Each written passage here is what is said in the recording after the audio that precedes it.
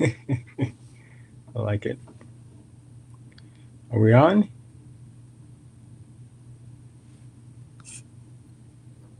We on. There we go. There we are. What's up, man? That's How all. you doing today? I'm doing pretty good. Doing pretty good. It's we just finished up a good breakfast at home, and everybody's full. Yeah, we're doing good. I'll say so. Listen, I just want to share with the audience. This brother lives up in Canada. He's like me and the rest of you, only he's up there. No other difference, and we're gonna find that out today. So you're doing good, brother. Absolutely, absolutely. We got my belly's full, and I'm not shook, so we're good. Eat, eat. How are you doing down there? Oh man, some wind is coming through, man. It's getting cold. Yeah. Getting Sorry cold. about that. Sorry about that. We sent some down for you. We got to get rid So of. listen, so does that weather pattern, that cold up there, it pushes down. Absolutely. How is that done? Yeah, listen, I don't know, man. It's you know what the funny thing about it is if you watch the weather patterns, like I grew up in the Toronto area, right, and that's not far from like Detroit and Chicago and them places, and so all these places they call windy cities, right? Right. Um, that's because you get northern air coming directly from the North Pole all the way down, and that's coming up from the Gulf Coast. So that's where you get all those tornadoes, Tornado Alley, right? And Toronto's the end of that Tornado Alley area. Really? Yeah, yeah, and that's why it's just strong winds from the north and strong winds from the south coming together, and that's where you get that. Yeah. So, you know what I wanted to explain to the audience, and you're gonna beautifully help do that, Mm. is we have the history here in the United States, Yeah. because of course, because we were born and raised here. But Mm. you have it up there in Canada. That's right. Yeah. It's Do the people up there in Canada, do they look at themselves as Canadians or Americans? And when I say Americans, I mean the whole continent of America. Oh no, it's funny because when Canadians go abroad, right? If you go to Europe, if you go to Africa or whatever, they often we're often mistaken for Americans as well. But definitely up here, everybody would call themselves Canadians. So Okay. Yeah, because I was wondering, and the main reason I asked that, because you have a huge Caribbean population up there. yeah, yeah, absolutely, absolutely. And I'm like, why is that? There's a lot of because there's a lot of connections, and historically, uh, so there's a lot of connections between us and the Caribbean. A lot of us. Let's start at the beginning. So my people are from the East Coast. Okay, we are Lung or El Nu or whatever you want to call us. Traditionally, that's what we used to call ourselves as El Nu or Lung, and our people were many of them were stolen and brought to the Caribbean. And most people don't understand this. They don't know this. Like even if you go back, the some of the first imperialists to come over from Europe, right, were the Portuguese. The Portuguese landed up in Newfoundland, okay, in 1500, okay, exactly that year, 1500 and Let, let 15. me let me ask you a question about that. Yeah, Newfoundland. sure, sure, Newfoundland. yeah. That's all it is. That's all it is, man. That's all it is Newfoundland. That's exactly what they why they call it that. But in ancient times they used to call it Avalon. Like if you go back into ancient European history, if you go back into ancient English and ancient Gaelic history, they used to call it Avalon, and it was a mystical place. It's a place that they thought of it as being a magical, beautiful place that was advanced and all that. it's really interesting to go into that history. Today, even today, they have large parts in the eastern on the east coast of Newfoundland called Avalon to this day, because they knew Avalon to be this place. You know, a lot of the times, a lot of the legends of old, when they talk about these, you know, things like Atlantis, they talk about things like, you know, Avalon, they talk about all these different old so-called mythical places. They're real places, but they just happen to be in the Americas, right? And they happen to be known by different names. But yeah, what I was saying about that is, if you go back into, like I said, 1500, the Portuguese come over. Okay, a guy named Gaspare, and him and his two other brothers, they start the slave trade by taking the people called the Beothuk, right? Beotuc, or excuse me, Tuk, and they bring them down to most of them they bring back to Lisbon, right? Some of them they bring to Seville. They sell them off in those places, and then the last place they bring them down to is the islands down off the coast of West Africa.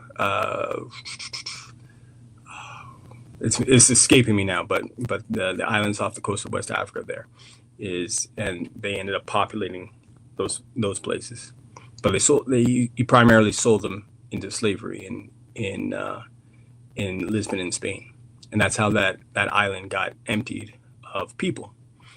They didn't really do that in our territory because the French came over to our territory, and the French were the earliest Europeans to kind of come into the continent, and they ended up coming on into our area, which is Nova Scotia, New Brunswick, Nova Scotia, New Brunswick, PEI, and the Gaspé, so that's part of Quebec, and that's what they call Acadia. And Acadia is just it's a French name for our territory, right? We call it Luntig.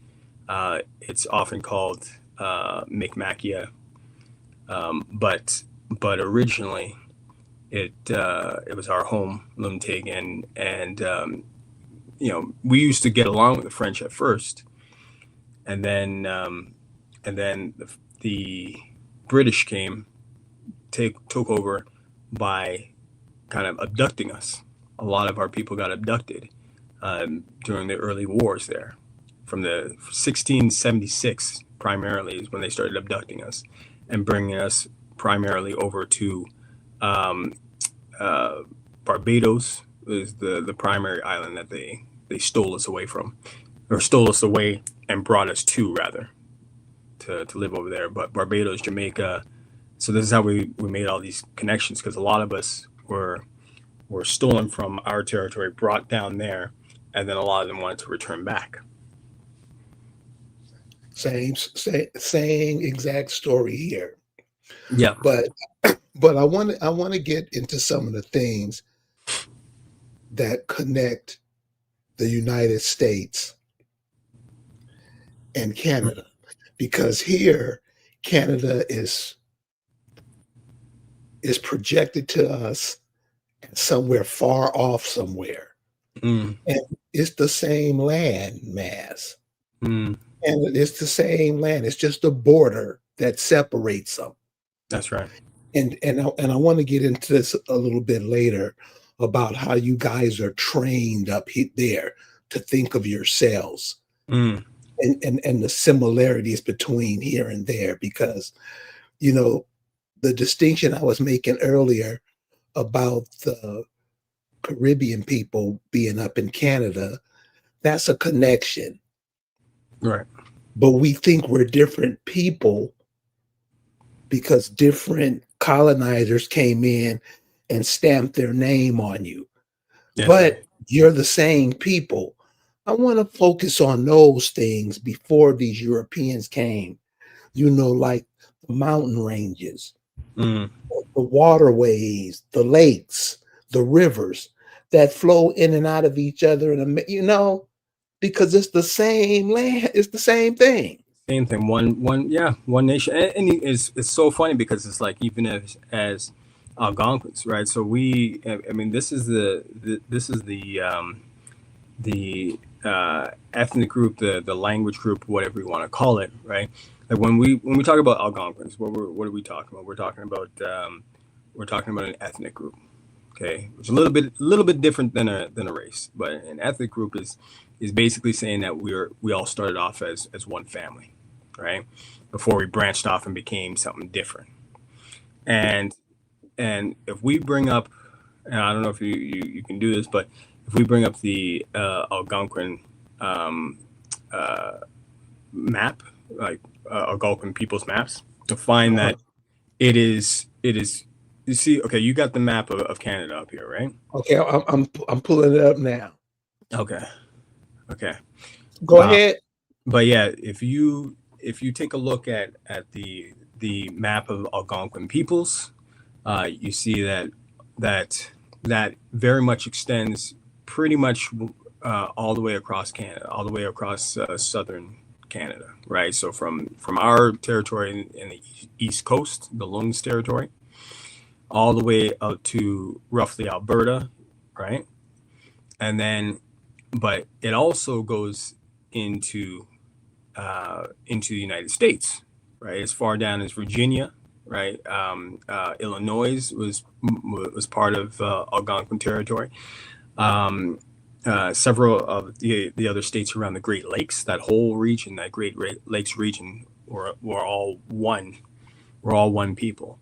And now, if you talk to people about a lot of the official stories, anybody who's getting their official narrative from the government who the governments who took us over, who conquered us, well, they'll be like, no, no, no, no, these are different people.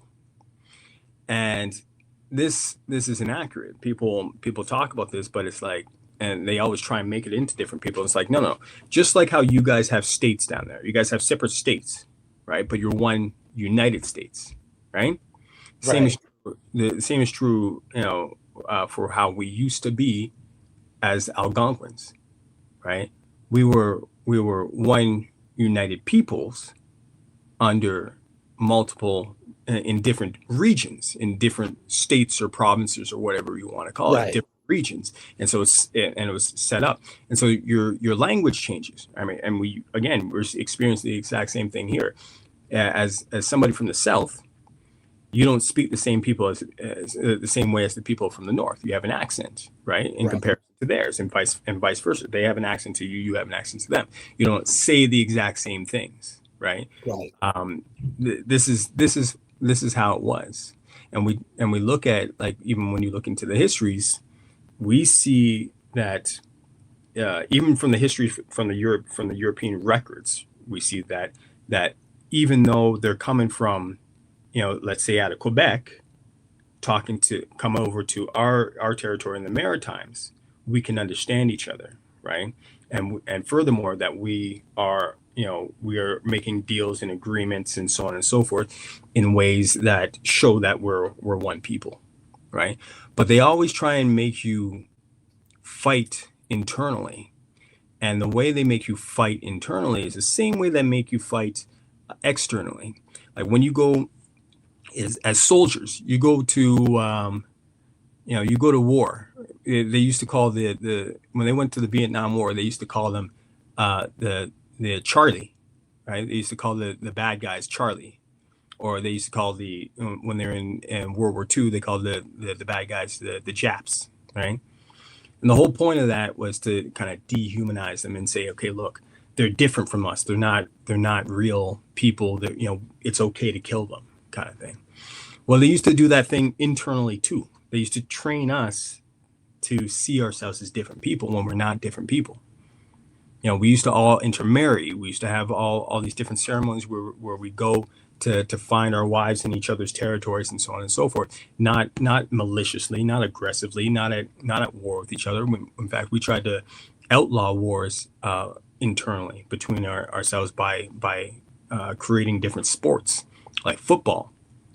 Right, we were talking about that the other day with the different American football and Canadian football. Um, you know, this is an indigenous creation, right? We invented that, and we invented that to settle conflicts in a peaceful way. Yeah, man. I noticed, the sports, of course, Canadian football and football down here. I Mm. just can't imagine watching football in sub-zero weather. Hey, man, we have a listener joining us. Jay, welcome to African Americans Ain't African. Wait, Jay. Yeah, I just caught you guys just now. I only got to the part where he was talking about the divisions, so I decided I'll just sit back and listen and learn. Yeah, Jay is from New York, Mm. which is basically Canada. You know, can I say that? What New York is 6 hour drive, right? So, most from Toronto anyway. Um, so most of our I mean, we have the same weather and all that kind of stuff for Right. sure. There's a lot of interconnection there. In fact, go ahead. Um, so let's talk about the landscape up there. Mm, So I know it's mountains that the United States and Canada share. mm, Those Yukons and just Montana, all the parks and everything up there. They're shared by the same, by both. And see, I'm I'm tripping because I get caught up with that border thing. It's the mm, same place. for sure. It's the Well, same I place. mean, even our territory, like there's the Appalachie mountain range, right? So that goes in on our side of the border. It's primarily into Quebec, okay, and it goes on your side of the border is Vermont, and then down south from there. I can't remember which states it runs through. I think it's I think Missouri's there. Is that what it is? Straight south of Vermont, then you get like New York is somewhere around there as well, right? But Right. these You know what? these You range. know what? To be honest, I don't. I know very little about Canada, but Mm, I do know. Like you said earlier, Detroit. Detroit is real close to Canada, yeah, yeah. so I mean, it can to call it U.S. I mean, what is that? It's the same place. for sure. Detroit has a very interesting history too. It started off as a French colony, right? But even, I mean, I say that, but it's like, I mean, really and truly, it was an indigenous colony before that. It was an indigenous city before that. The French ended up moving in to live amicably with the indigenous people of Detroit. It's actually a very interesting history. And then the British end up invading it, and then the Americans, the revolutionaries, whatever you want to call them, ended up invading that. And that's actually where uh, the song was the anthem, the national anthem. Bombs bursting in air, all that stuff. That was written about that battle, about that Detroit Yeah, battle, and so Detroit has this amazing history. People, we look at things, and the borders have constantly changed up until they kind of settled them, which was like around 1812, somewhere around there is when they settled the borders as they were. But before this, and still, as indigenous people, we have the right to pass over them back and forth as we wish, as we please, because they understood that they made these artificial borders, carving up our territory. But we have always had people who existed on both sides. Even today, like with our people as lone people, yeah, you know, some of our territory is in northern Maine, right? From New Brunswick. New Brunswick is one side, Maine is the other. But it's all the same land, and that's why it gets frustrating because we have stopped seeing ourselves for what we are. And that's one of the reasons why I was happy to talk and get connected with you on this topic is because we used to have a single country that went from north from the north all the way down to the south, where all the way down where you are. And when we go back throughout history, and I'm not just talking about when the Europeans got here, I'm talking about before the Europeans got here, we would be working together. We had our not only our trade routes, we had but same culture, same tradition. Like, it's even when they talk about the mound civilization, right? You're talking about the mound civilizations, and you talk about burial mounds. We're actually doing both. We're doing burial mounds all throughout. We do burial mounds as far north as my people are from, up in New Brunswick and Nova Scotia. Okay, and not only do we do burial mounds, but we always face our ancestors east towards the rising sun. Inside those burial mounds, we sit them up. We don't lay them down. We sit them up in a chair, and then we face them east. And so now, why is this relevant? Now, it's relevant because it shows that there's one culture, one consistent culture. The same is true about when it comes to the copper.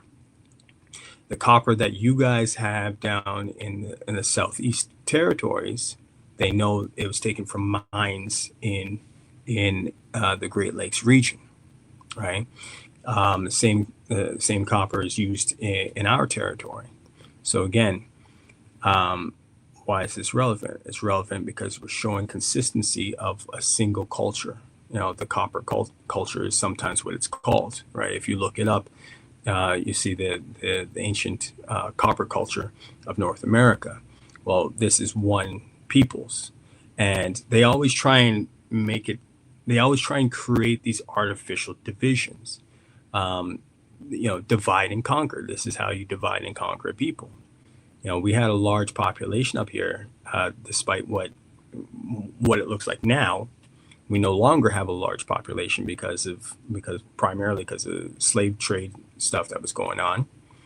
Like I said, they used to take our people, bring them primarily over to whatchamacallit, Barbados, and all the other ones, Bermuda, all these different northern islands. And the furthest I've ever heard of them going, transporting our people down into Jamaica specifically.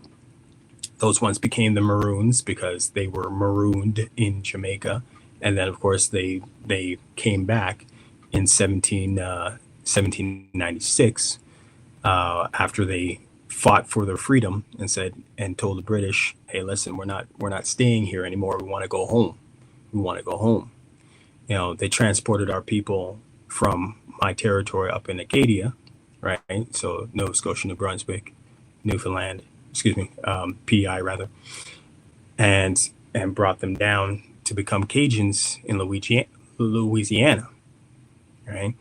So, we used to have large populations. Aside from that, what most people aren't aware of is the history of, and I wasn't aware of this until the last few years, but the history, when we talk about the history of North America, the place that you'll never hear about, that is probably the most important place when we're talking about North America anyway, not South America, but North America, is a place called Tadoussac.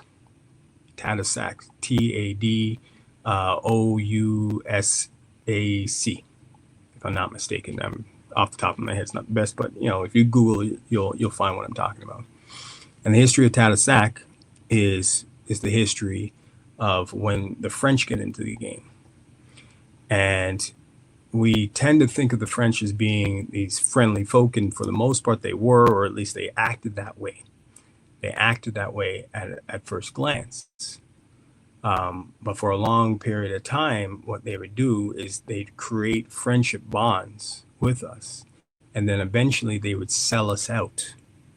Okay, they did a good job of for years and years, making friendships, even intermarrying with our people, and then they would turn their backs on us, and when they would turn their backs on us, they would sell us into slavery, and then they would sell our people down south as slaves into you guys' territories, into the American territories. And so this is how we got underpopulated or depopulated. And the whole history of Canada, it's very funny because people have this weird impression that it's the opposite, that dark skinned people are moving into Canada, and it's like, no, they're constantly moving dark skinned people out of Canada, right? And there's all this nonsense about well, your skin gets lighter as you go further north and all this kind of stuff. And it's like, that's not how genetics works. I'm living proof of that. So is my grandmother. So is my great grandmother. I can trace my history all the way back, as far as we need to trace it, right? And they all look like me. In fact, most of them are actually darker than me. You see my grandfather, and my great grandfather. They're far darker than I am. So this whole concept of the light skinned people coming from the north and them coming from the south. Yes, of course you get dark in the sun. Everybody gets dark in the sun, but a lot of these notions are, a lot of these things that they teach us is just to confuse us and to create, conflict internally. And Well, they do a good job of that here because yeah, it's embarrassing. I'm talking about college level. yeah, It's yeah. embarrassing. We got a question. What are Eskimos? So Eskimos. So famously up here, we have three categories of indigenous people, or what they call First Nations people. So you got, they'll say the First Nations, Métis, and Inuit. Okay. Now these are three different categories for a reason, right? First Nations people tend to primarily be Algonquin peoples, with the exception of some of the guys on the East Coast, excuse me, the West Coast rather.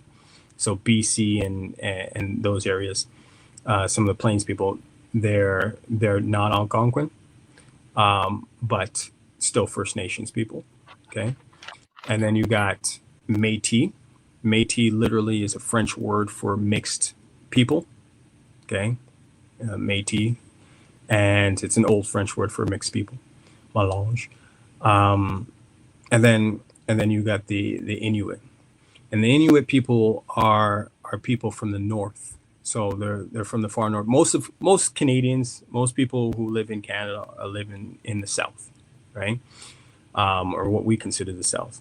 But the Inuit people are the Eskimos, or what we used to call Eskimos. They consider it rude to call them Inuit or Eskimos today, because it means eaters of raw meat, and it's a word in their language. And when the Europeans came, that's what they like to call them, because they eat seals. So that's what they started calling them. But their actual name that they like to call themselves is Inuit people. They are a distinct group that isn't related to Algonquin peoples, and they are different Tartar people, right? So people who, like all the people of the Northern Circle, they're all the same bloodline. They're the same ethnic group. They're the same race of people. What is Tartar line? These guys are like if you look, so anthropologically speaking, Tartars are like an ethnic group that comes out of Russia, right? Out of like central Russia, and they just kind of spread across. They're nomadic people. They didn't. So we in the South, we built our houses. Okay, they call them wigwams. It's a house, and we got to get that nonsense out of the way, because a lot of the time they like to mix us up with that. Whereas these guys didn't really do that. They would build temporary structures and just keep moving along, right? Temporary structures, made out of igloos, and they live in those igloos, and they stay off of it. So that's like when you hear of the stereotype of Canadians living in igloos, that's where that's coming from, right? But that's not how the majority up here live or have ever lived. And those people are a very distinct group of people. They're different from the other First Nations groups. And what makes it so different is like there's literally no roads from where I am in the south. There is no roads that go there. You actually literally have to fly in order to see those people. Yeah, so that's one thing I hear about Canada all the time is the vast wilderness up there. Mm. What's meant by that? Yeah, but I mean, like the wilderness part starts kind of. So that's probably when you hear about. So there's provinces and then there's territories in Canada, right? There's three territories, and then there's 10 provinces, and the provinces are really where the majority of the people live.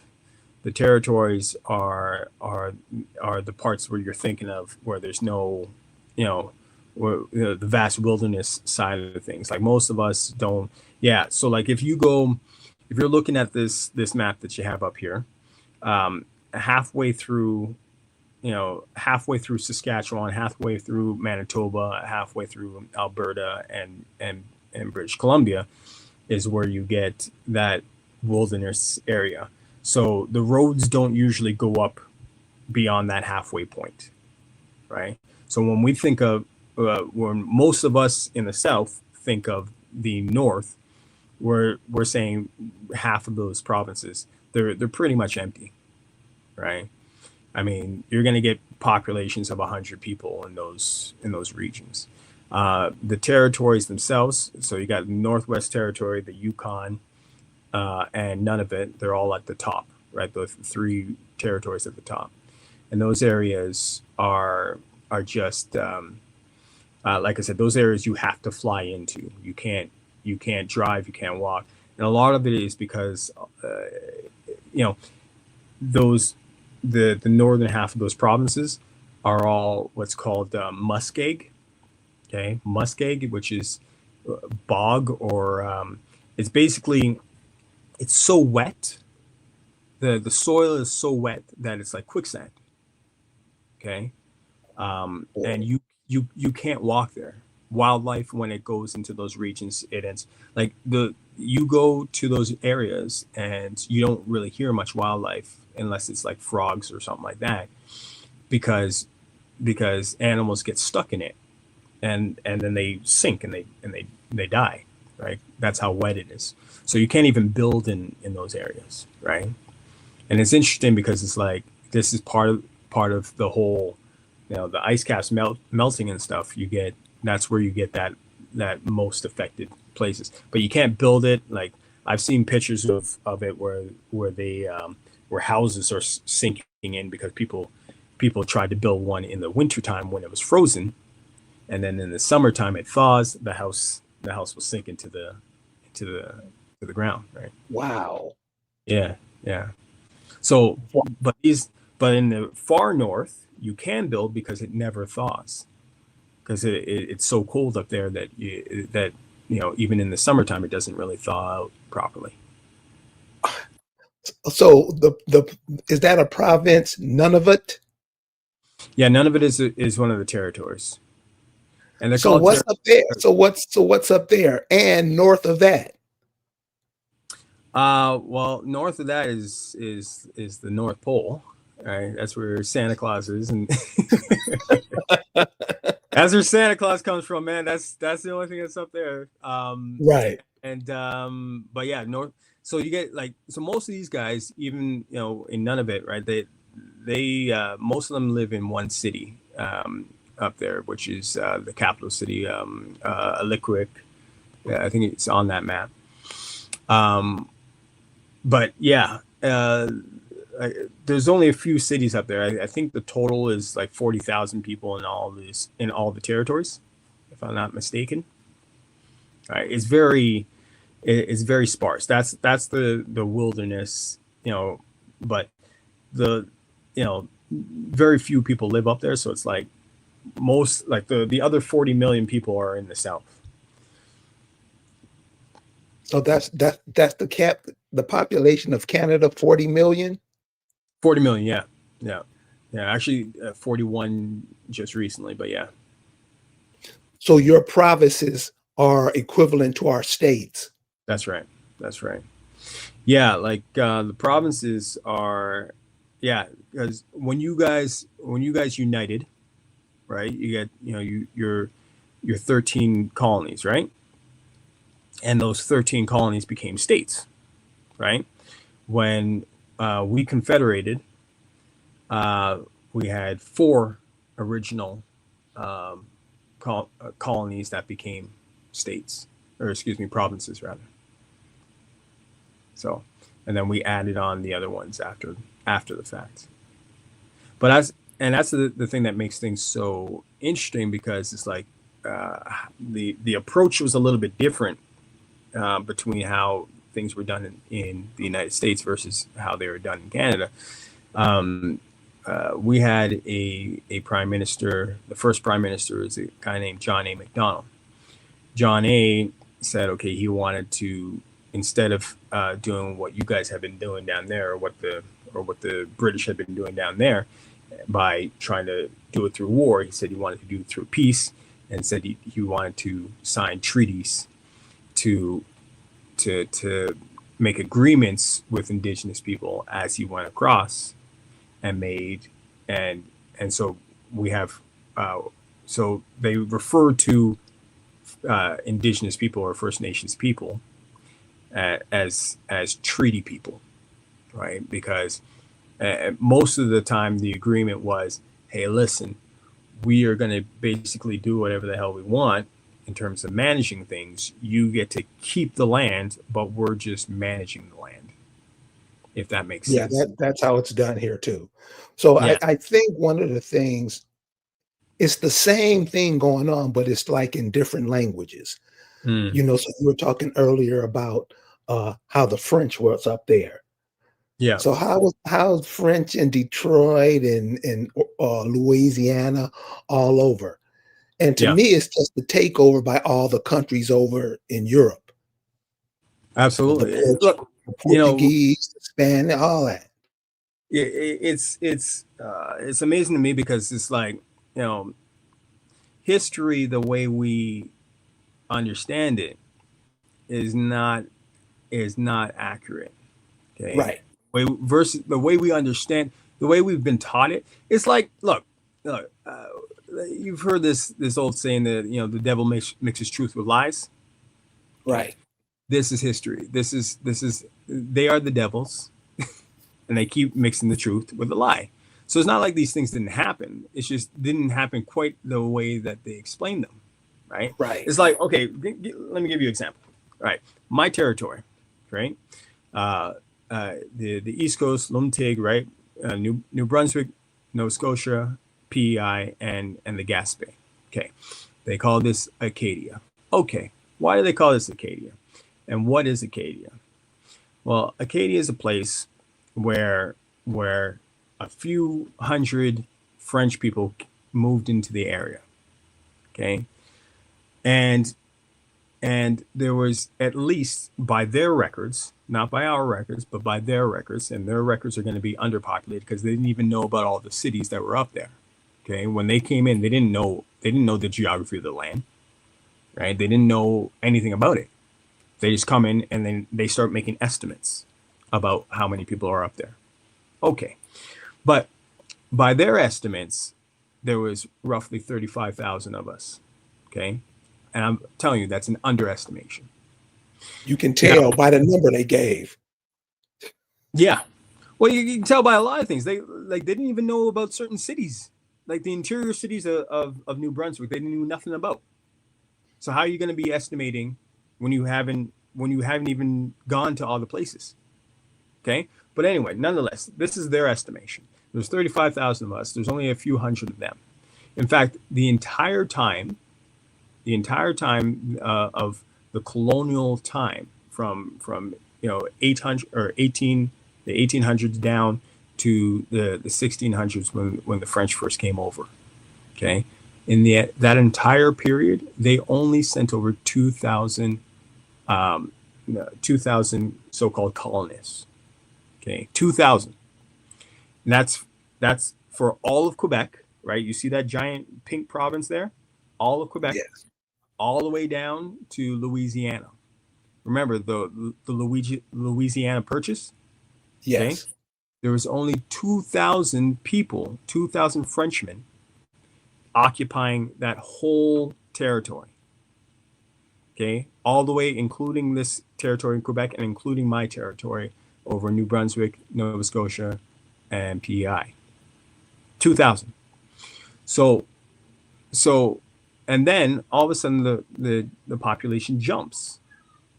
It jumps to like 60,000. So, okay, well, hold on a second. How come in a few years, first off, you only sent men over. So that's one thing about France. There was only a short period of time where they sent a few women over. Okay. And they sent a few women over because the Frenchmen were complaining, but also because they said, okay, look, we can't trust these guys to be having children with the natives and then think that those natives are going to be loyal to France. Right? So they Right. so they tried to send some of what they call the king's girls over, which are basically orphan girls. Okay. So anyway, but this was much later on that they sent them. So for the first roughly 100 years or so, these Frenchmen, these 2,000 Frenchmen, were only mixing with the Algonquin women. Okay, now, so so again, this is where we start getting to the concept of the Métis, right? The mixed bloods. Okay, but not everybody was a mixed blood. Case in point, right? So now we see their numbers change, and we see their numbers change, and what we see of them, we see, okay, um, the population of Acadia is 35,000, 60,000, et cetera, et cetera. Do you think that the majority of those people are French? Is the majority of the blood in those people French? No. Obviously not. It doesn't make any sense. How can that be the case if you only sent over 2,000 people in that 200-year span period, Right. right? So then what is actually happening? Now in 1755, okay, midway through this, through this period of, the 1800s, as I mentioned, okay, 1755, the British end up taking over the French, okay, and then they don't like the French, so they kick out 55,000 of them, 55,000. Okay, remember only 2,000 French came over, 55,000 French are sent down to Louisiana and the surrounding areas. Okay, so who are those people? Are those French people? The Right. math doesn't add up. The math's not mathing, right? So again, this is how they tell the story, though. This is the story that they tell. This is the story that they tell us. This is the story that they tell you. This is the story that they tell the world. The story that they tell the world is, oh yeah, yeah, these were all French people, and the French, experienced this horrible, the so-called Great Expulsion is what they call it. If you want to look that up, it's called the Great Expulsion. But the math doesn't make any sense. Who are they expelling? Who are they sending into Louisiana? Who are the dark-skinned people who live in Louisiana today? Right. Right. I Right? have a cousin. I have a cousin that lives in Louisiana, and she's changed her name to Africa.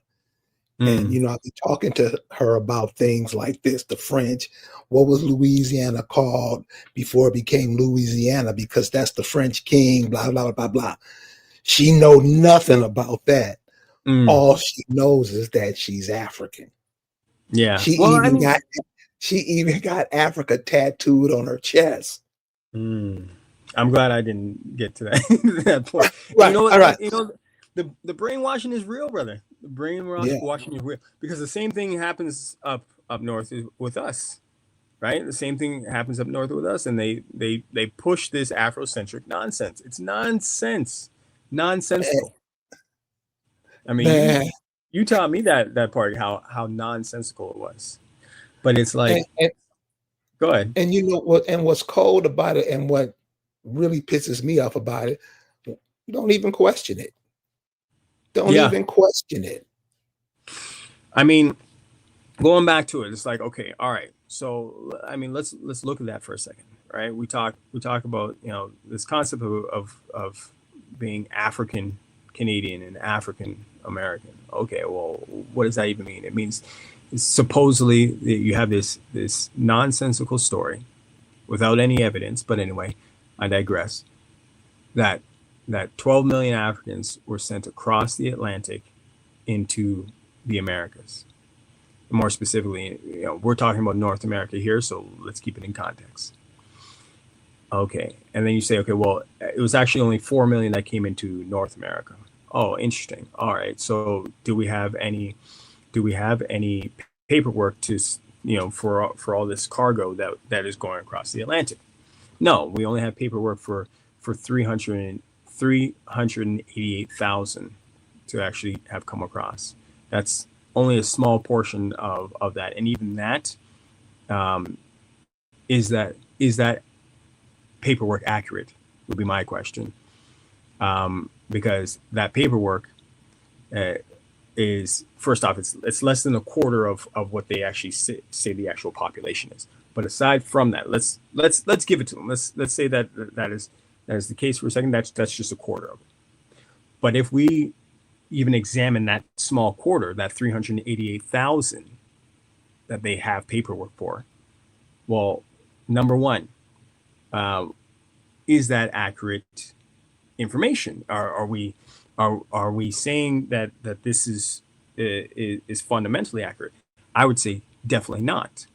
And I tell you why I say definitely not is because Virginia slave the Virginia slave law of, I believe, is 1678, if I'm not mistaken, somewhere in there. You can look it up again, where it says that any, and basically going back to this history, and this is partially some of our people's history as well, because a lot of us migrated. There was a lot of movement going on back in the day, and nowadays we don't usually think of that movement. We think of people being stationary and not moving, which is far from the truth, especially once the Europeans came down. But I don't, we I don't, I don't, I don't think it's that. I think it's just because the people don't think at all. They just do what they're told to do.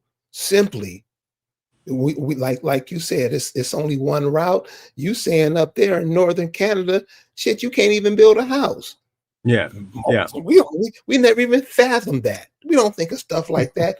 Most people only do what they're told. They Mm, don't know how to think. They never see something and go, huh? What? Huh? No. They just do what they're told. And as long as we keep going on like it's okay, that's how it's supposed to be, you'll always end up here. yeah. It's not how do you say, can't you figure out how it happened? Don't you see something wrong in the story that they've told you your whole life? Don't you I see that it's not working? That what you've been taught isn't the way? I mean, what, 5, 6 years old kids ask that question? mm. And you have adults that just go along with it like it's cool? No, I man. you know you know I think, I mean, that's what brainwashing is, though, right? Like, I think on the one hand, like, you're absolutely right. We need to ask questions. We definitely need to be doing that, especially as adults. But I also think that, it's, when it comes to brainwashing now, like, you accept the world for how it is. It takes a unique person to actually ask those questions of your reality, right? And I'm happy that you're always asking those questions, because most of us are not. This is critical thinking, right? This is critical thinking. They actually have classes at university, for critical thinking, right? But Uh, but aren't we born with that trait? I I mean, think you we see start off that babies do it that all that the way. time.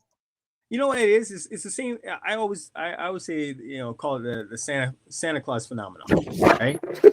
You can tell a kid anything, right? You can tell a kid anything, and when you tell that child something, that child, oh yeah, big fat white guy comes and goes down the chimney, and and he just gives you gifts, and he does this all in one night, and kids believe it, right? No, And no, no. Listen, check it out. Here's my Santa Claus story. yeah, My mom used to do that Christmas stuff all the time. I mean, just pimped it out. And it just didn't seem right to me. mm, We didn't have a chimney, but somehow we got gifts. This is me as a kid. I'm 7 years old. We can't keep going. Well, that's how it is. No, because we yeah. allow it to keep going. I Dang, agree, but it's it's a lot bullshit. more because you're right. Eventually you probably get to that point where you start to question that. But I think, but there's two things about that. Number one, that's a pretty unbelievable story, and number two, it's you would believe it for a time. Most people believe it for a time. Okay, and this is what it is when you grow up, being taught nonsense, and it is complete nonsense once you actually look at the numbers, once you actually look at the data, once you actually sit down and ask these questions. And most of the people who are afrocentrics today, they're just not doing that. And I know because I used to do that, right? I used to think, oh yeah, you know what? And as I said to you before, my grandmother didn't teach me that we were African. I absorbed that from the culture. And I said, yes, we are indigenous, but in school they told me, oh, that people who look like us must come from Africa.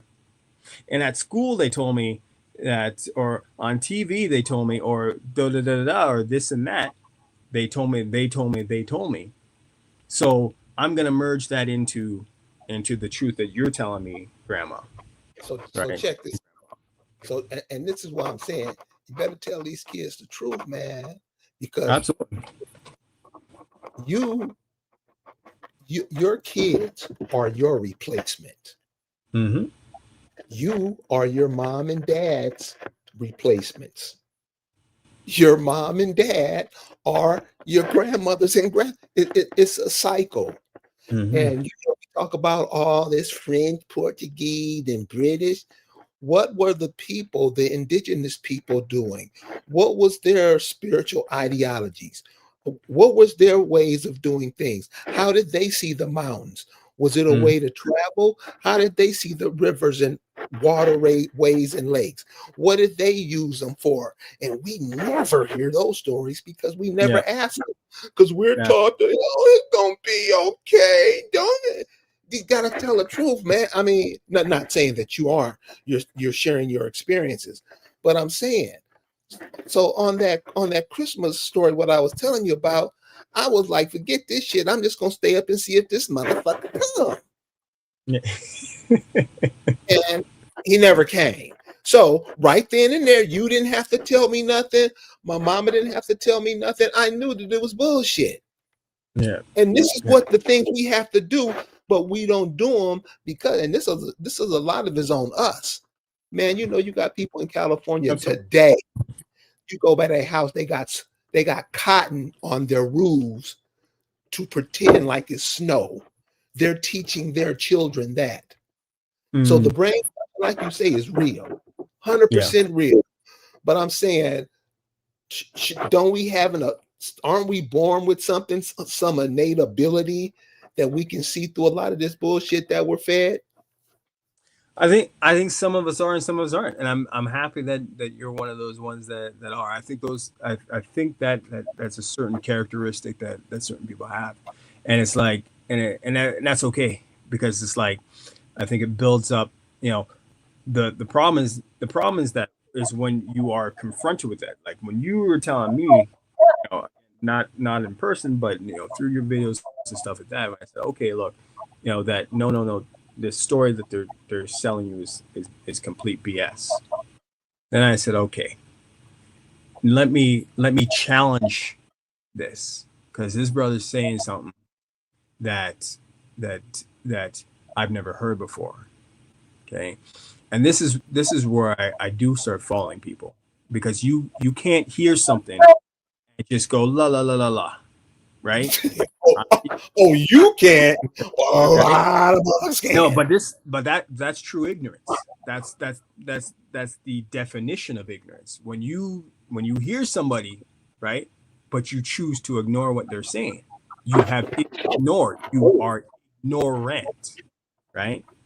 So this is where I fault people, because you are choosing. Ignorance is a choice, right? And it has to. You have to. We all have to. Each one of us. I do this every day. One of us has to look at ourselves and ask ourselves the question: first off, am I an ignorant person? Do I want to be an ignorant person? Right? And if you can do that, if you honestly say no, I'm not ignorant, what that means is that you actually take in the things that you hear, and you sit down with them and you contemplate them by yourself, not to prove yourself right, right? In fact, what you should be trying to do is prove your assumptions wrong.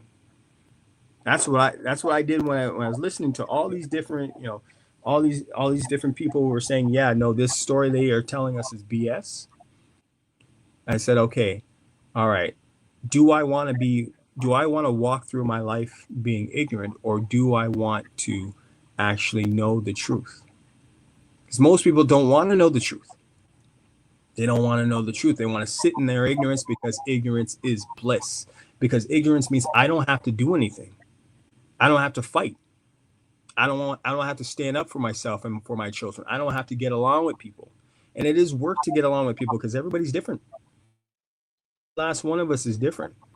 So in order for us to work together, we have to work through our differences. But the only way to do that is to see the commonality, to see my brother in myself, right? I see you and me. I see us in each other. I see all the commonalities, and this is what our ancestors were great at. Our ancestors were great at this, right? Our ancestors, they said, okay, yeah, you know what? We used to kill each other, and instead of killing each other, we're gonna find a way to have competition, and we're gonna make it healthy, and we're gonna be running and having fun and enjoying ourselves. That's how they invented the different sports, whether that be hockey, whether it be football, whether it be all these different things that we invented. And you say, okay, yeah, you know what? You got a little bit of this. I need a little bit of that, right? You guys. So just as an example, your people brought up the corn to our people. We didn't grow corn up here. That's something that we imported from you guys, right? We gave you our metal. We gave you our copper. That's something we sent down south, right? So this exchange was a back and forth, right? And then we exchanged the ideas, and we exchanged the different the gifts. We have the sweet grass, right? Like there's the guys in the central, they have the tobacco, right? And all these different things do different, they're all different medicines. That's why we call them medicines. And once we start going through this, like you were mentioning about the waterways, right? These are another major commonality that we don't know anything. We got to look at the ancient infrastructure of our territory, because the whole area, the one nation, the beloved lands, we have one infrastructure, we have one way of doing things. We were using the waterways as transportation. That's why we're not using horses. That's why they said, oh, we didn't have the horses. No, it's not that we didn't have horses, it's that we didn't use horses. We didn't use horses because we used the waterways, because you can go from all the way down in the south, straight up the Mississippi into the Great Lakes region. And it used to be that there used to be a connection between the Mississippi all the way into the Great Lakes. And then from the Great Lakes, you go all the way across the St. Lawrence up into my territory. And you can get into all our waterways and get to our cities. And we used to actually have water canals, right? And we see them, and we know this. The architects, the early European architects write about this, how we had these canals, and how they're ancient canals. You see, like this is the part that they don't teach you. They don't teach you that the infrastructure, everything that they built on top of, we had already built stuff. And they always like to tell you that you're a primitive stick person, who couldn't figure out that that you built, that you could build houses with rocks and stones. I can tell you this right now. In our territory, if you don't build your house with stones, you freeze to death. So tell me how that works. Tell me how we were all up there and just being like, oh, huddle in the cold without building our houses. It's idiotic. We have a word. We have ancient words for specific houses built out of cobblestone, right? Cobblestone houses. And again, these are techniques that we find all throughout the Americas. The nonsense that they like to teach us is that, oh no, there was no civilization past Mexico City. What? That's what they like to teach you. They're like, oh, Teochetlan, the Mexico, right? The whole Mexico City thing.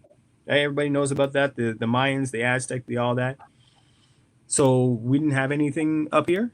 So we're all in places where you freeze to death. Where I'm currently living, you get minus 40 degrees weather. That's so cold that your skin will freeze. You die. You die excuse me, your skin freezes in minutes. I should say it that way because that's more accurate. So you're telling me that you had a whole population of people and a heavily abundant population of people, because when we read about Jacques Cartier coming over to Quebec, he said there's so many people, they're swarming him, right? He couldn't count how many people there were.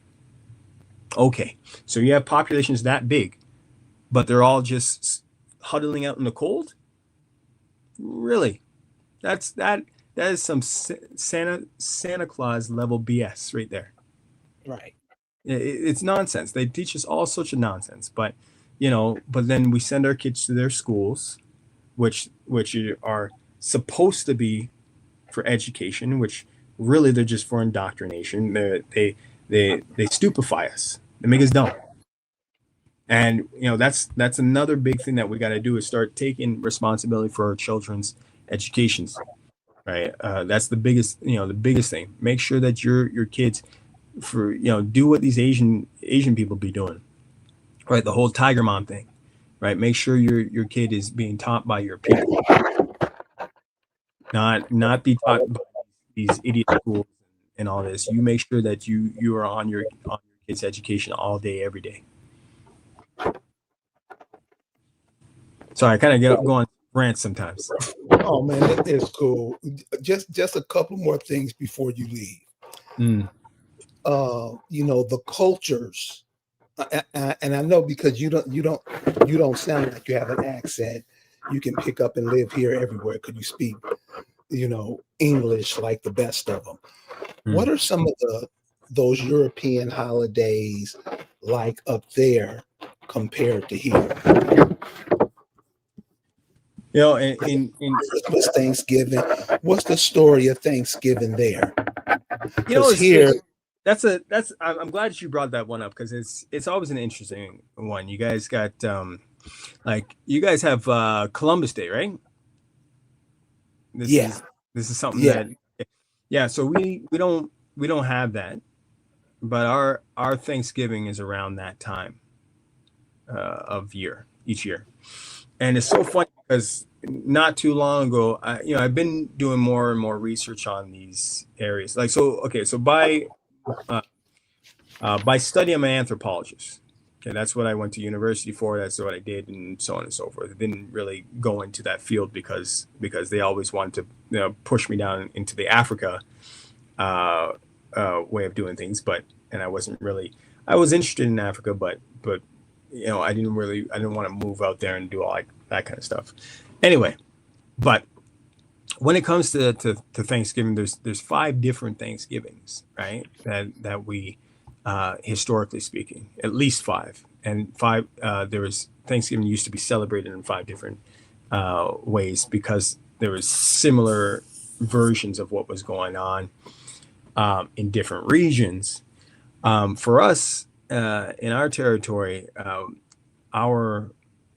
we've been doing Thanksgiving from long before the Europeans came here. Thanksgiving ain't got nothing to do with the Europeans. right? It was our great harvest. I mean, think about it. Like, when have you ever known, Europeans to be thankful for anything? Be content with having enough, right? Like, this isn't something that they've ever done, right? This was one of our traditions, and it goes back thousands of years. In fact, again, going back to that whole you guys giving us corn thing, right? The three sisters and things, the squash, the beans, that this is something. A lot of these crops were brought into our territory, from the south, right? From our family in the south, from you guys, and so, you know, we are incredibly thankful for these harvests. And we used to have a law. We used to have a law and a rule in our territory that every man was entitled to land, but every man had to work the land. Every man had to create yield. And so, because of this, it created an abundance of food, and an abundance of food that would be reaped at the end of the harvest time. And of course, that comes a little bit earlier for us in the north because snow comes earlier, and therefore you have to reap earlier. And so we would have that large celebration, which today we translate into the English words Thanksgiving. Now, when the Europeans came, they, for the first couple of years anyway, they didn't have any land and they didn't have any food. And so they started starving and cannibalizing each other. It's disgusting. And we took pity on them, and we did share our food with them that first couple of times. It was only in the later on they started. We gave them plots of land, and they started growing their own stuff. But this is what their aspect of that Thanksgiving is all about. They literally were dying of two things: starvation, through and three things: starvation, scurvy. Scurvy was the big one in the north, right? And they were freezing to death, and we actually came and helped them.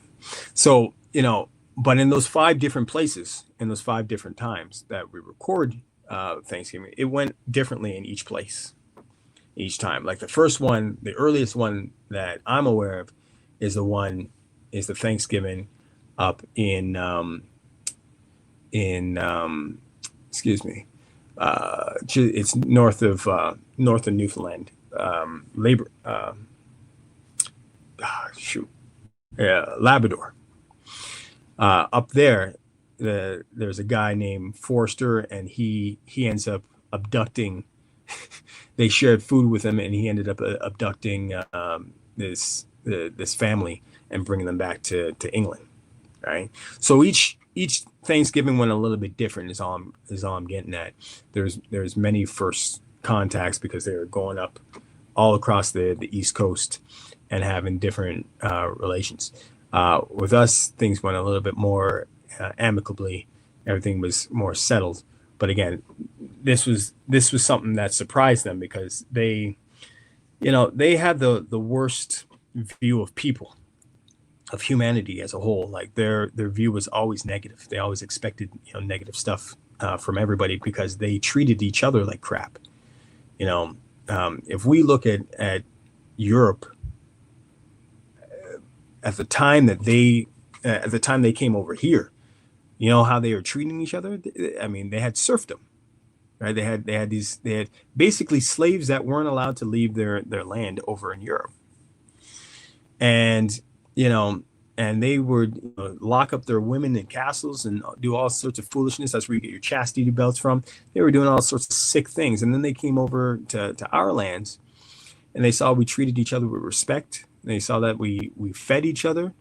That no man, they wrote this down so many different times. I've seen this where they write down, amongst the natives there are no hungry, there are no homeless. Of course, there's no hungry, no homeless. Why do you treat people like that? These are all my brothers? Why would I treat them like that? But they had no concept. When we talk about civility, who's the savage and who's the civil. There's no contest. They learned all that stuff from us. These guys, let them eat cake. This is their this is their way of looking at things. This is their way of doing the world, where we just leave everybody out in the cold. We leave, we have torture devices and people all sort, that's a job, creating torture devices. Like who, like what kind of insanity?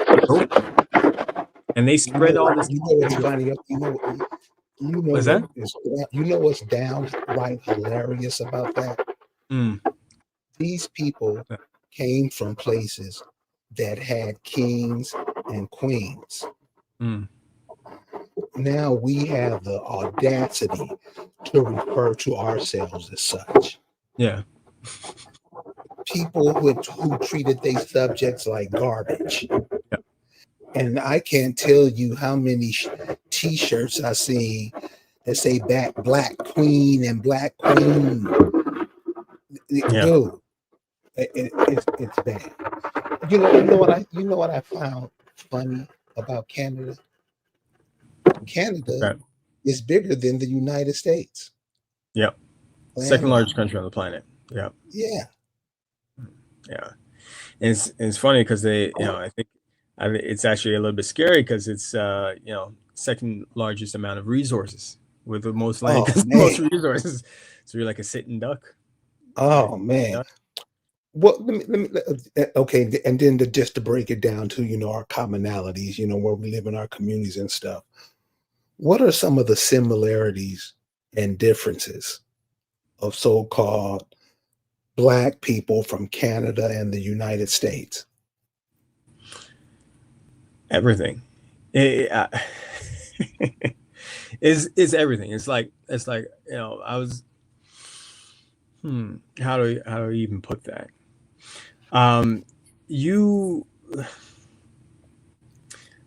So what I'm always amazed at is how our culture continues to come to fruition when it comes out, right? We got very little that is different. Even the way that we've been treated throughout the years has been very largely the same, right? Like you guys have projects down there, for example, right? Project housing was mimicked up here.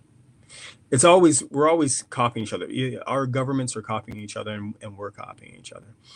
Oftentimes, like I have a very funny accent in comparison to the rest of my people because I grew up in Toronto, right? So I got some of the down home ways, as we like to call it, and then I got some of the big city ways as well, and then I got the academia crap mixed in. But the way we talk is a lot more similar, okay? And I have to bring it back to this man Pierre Millier, who he lived amongst our people in the olden days. He lived amongst our people in the late 1600s, early 1700s, somewhere around there. And Pierre Millier, he said about the way we spoke. He said amongst these people, they naturally derive a rhythm and rhyme in the way that they talk.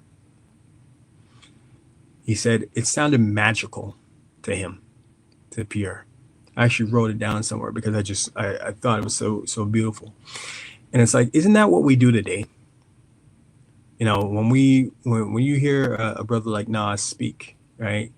And he's talking, and he has this flow to him, and that goes with all this. We have this way of recreating our culture because it's in tuned within our veins. Our dances, right? When you talk about the way we dance, right? You guys, the way you dance, this is a natural flow to us, and it's a rhythmic thing. It's part of who we are. It comes internally, right? They talk about hospitality. We've always hear about that Southern hospitality. You got Luda talking about that Southern hospitality that you guys are famous for. We're famous for it too. Again, there are things that are a part of us, that are innate in us, that will never leave us because they can't be taught. They never have been taught. And every time we forget them, We remember them because they come from within, right? That is the thing that I want us to always remember. That's what I want us to remember about ourselves, because you know what, I can, like you said, I can go down south and I'll still be at home because this is our ancestral land. Just like you guys can come up north and you're still at home because this is your ancestral land. We're all one. We always have been one. It's never going to change. Last question from Gwendolyn. And Gwendolyn asks, do you guys call yourself Black in Canada? Yeah, yeah, for sure. A lot of us. That I think that's probably more common than even down in the states, because the term African American never sat well with most of us, right? And like, even so, with a generation older than myself, right, a lot of them rejected that term, right? Both terms, both Black and African American. A lot of them, like, they get mad. They definitely get mad at the African, because they would say, and they know and knew back then that they weren't Africans. So the Black, they probably say, okay, well, yeah, our skin is darker than so-called white people, so sure, we'll deal with that a little bit. But you know that's the other thing I have to point out, is that for us it was actually dangerous. um I think you guys experienced some of this too with border schools. I think is what you guys call them down there. We had what's called residential schools, and so effectively what the government had done is they set it up that if you when they would come around and do the census, again, we have our own version of that, of what was the demon's name, Plecker, Walter Plecker, Right. right? So Plecker did his, the stats thing. Racial Integrity Act. There you go. So we have our own version of that, right? And effectively, what happened is when they came around and did the censuses, you had three options. You had Black, you had white, and you had and then you had Indian, right? Sometimes they call them native, sometimes they call it Indian, but anyway. And if you checked off Indian, then what would happen is soldiers would come around to your house, right, within the year. They'd pick up your children and they would put them in the residential schools. This is by law. The other thing that would happen is that they had what was called Indian hospitals up here. And if you checked off Indian, what they would do is they would come to your house and they'd actually force you to go to the hospital for a checkup. And if they found anything wrong with you, according to them, then you would have to go, and you would stay there, and it was illegal for you to leave the hospital. And so, and this is a part of Canadian history that is, again, undervalued and underappreciated and undertaught. The Indian hospitals. So look that up as well, Canadian Indian hospitals. And what they would do in those hospitals, they weren't actually sick. This is where you guys get your whole situation with the Tuskegee test, right? Remember Yes. the whole syphilis thing? Yeah, they were doing this up in Canada since the 1800s. Okay, and this is part of the reason why you got Canada. So Canada is well known for its healthcare, right, and its healthcare system. Okay, the reason is well known for its healthcare and its healthcare system is because they used to test on the Indigenous. They used to test on my ancestors. And so because they're testing on these guys, this is how they made all these scientific advancements, because they had all these people that they're testing out new medicine on. And so when they're testing this new medicine, that's how you get ahead. And they used to when they ran out of people in the hospitals, they started doing it in the residential schools, right? So I forgot how we got onto this, but the point is that, like, we need to really start looking into these things. Now, granted, I still say, yeah, absolutely. I appreciate, the healthcare system as we have it. They, as far as I know, don't continue to do this testing. Who knows what we'll know in 50 years? But, when I go to the hospital, it's fine. It's great. They treat me well. Sure. Okay. This is, as far as I know, something in the past. I wouldn't be surprised to hear about it today, but anyway, this is, I can only tell you what I know at this date and time. But in the past, this is what they used to do throughout the 1800s, early 1900s. They used to test on our people, and as a result of that, they made all these different medical advances and advanced the system. So yes, it's very much built on our backs. And so going back to that, the original question, yes, we started calling ourselves Black in the context of the census, which said that if you were Black, then they would leave you alone, right? I remember, thinking about this and talking to my grandparents about this, well, how even though we were indigenous, we weren't allowed to say that because they were deathly afraid that if we said that we were indigenous, that we would be shipped off to either a residential school or an Indian hospital and never be seen again. So, I'm sure that happened a lot here, and I'm sure that's why many of us don't have a clue of it today, because the governments of Canada and the United States work hand in hand. for sure, They're the same people, which makes them the same government. Curtis, I want to thank you for hanging out with us today, man. much I've appreciated. learned a lot. I'm sure that the people who've been listening have learned a lot. You got to come back and hang out with us again. I always appreciate talking to you, brother. I always appreciate it, and like I said, I have to thank you a lot because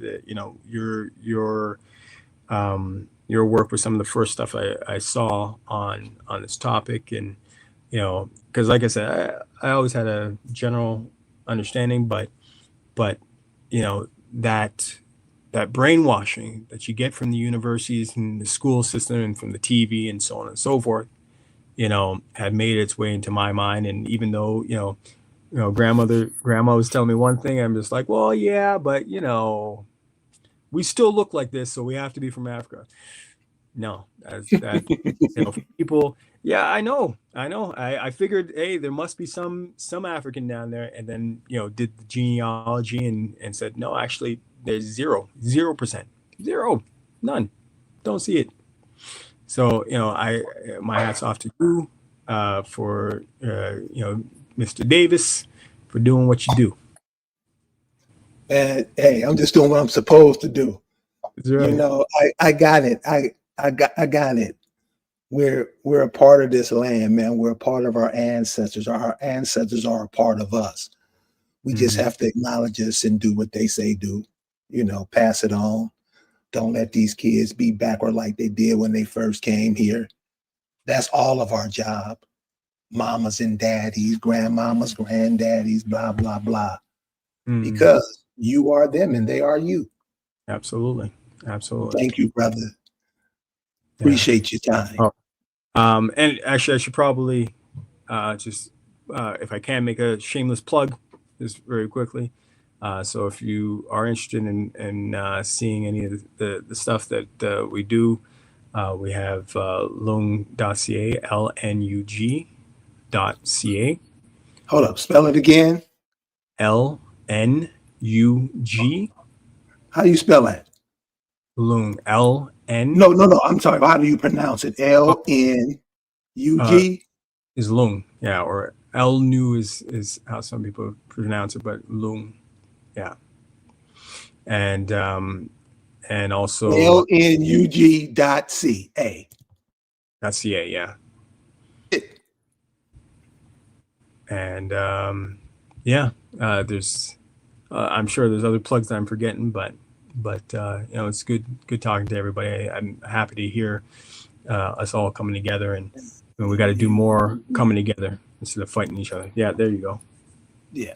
Okay, I just want to get the spell right. Yeah. Cool, man. All right. Cool, man. So, Thanks for hanging out, man. We'll see you next time. You got to all come right, back. the Maltese, we'll do. We'll do. All right, man. Hey, to the audience, thank you guys for hanging out this Sunday afternoon. I know y'all could have been in church praising the Lord, but you came and hung out with us. We appreciate it. We'll see you next time, man. And remember, I told you later on in the week, I'm gonna have some information from the Caribbean. It's gonna knock your socks off. Remember, Mm. Caribbean is Americas. Canada is the Americas. You just keep yourself trapped in one state, one county, you just gonna be Eeyore. This whole Americas is yours. Start acting like it later. Maltese.